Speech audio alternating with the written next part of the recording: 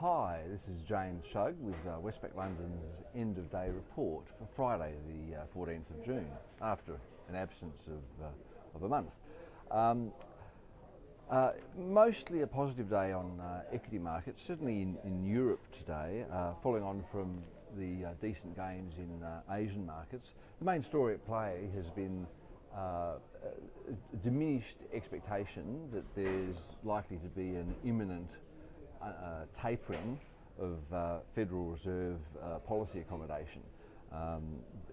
Concerns that the Fed might indicate as early as next week that they might reduce the rate at which they're buying assets, the 85 billion a month. Diminished expectation that is imminent has been a source of strength right across markets, particularly in Asia, but also in Europe.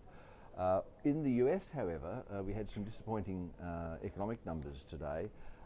Consumer sentiment in the preliminary June reading from the University of Michigan index fell from 84.5 to 82.7, entirely due to almost a 6-point fall in the current conditions component, offsetting a slight rise in expectations.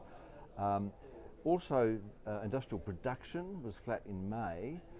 There was a very meek 0.1% rise in factory output, the first rise in 3 months, but totally failing to offset the 0.3, 0.4% falls in the previous 2 months. Overall industrial production was flat because that slight rise in factory output was offset by a 1.8% fall in utilities output. Other data in the US included a 0.5% rise in the PPI in May, with food prices higher, energy prices higher, but the core rate was still subdued at 0.1%, the same as it was in April.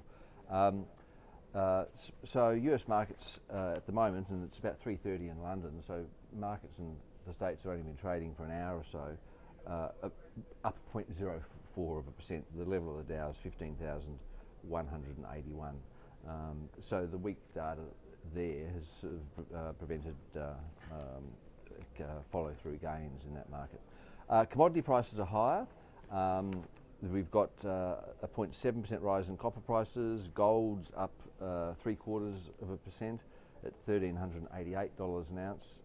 Oil's up 1.3%, exactly $98 a barrel at the moment. The Aussie dollar, it's at 96.4 US cents. That's up pretty much 3 cents from the low on Tuesday, around or just under 93.5 cents. So US dollar softness has been contributing to higher commodity prices and currencies gaining too, including the Aussie dollar.